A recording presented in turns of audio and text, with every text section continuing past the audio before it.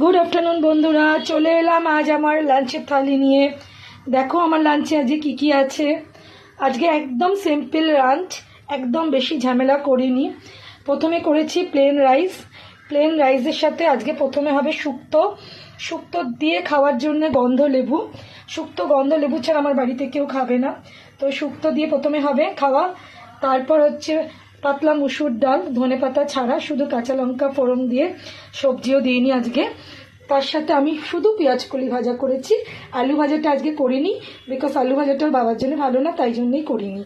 তারপর ডাইরেক্ট চলে যাচ্ছি আমি চিকেনে একদম গ্রেভি করেছি, মানে একদম কষা কষা, তেল একটু বেশি দিয়ে আর একটুখানি মানে কাই একদম করেছি। শীতের আজকে ওয়েদারটা যা খারাপ ছিল সকালবেলায়, ভালো লাগে এরকম একটু খেতে। তারপরে চলে আসবো চাটনিতে। তারপর আমার টমেটোমের চাটনি, তারপর স্যালাডটাই শীতকালে খুব বেশি খাওয়া হয়।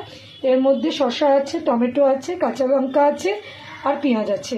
তো এই হলো আজকে দুপুরে আমাদের লাঞ্চ। যদি কারোর ভালো লাগে আমার লাঞ্চগুলো কমেন্ট করো।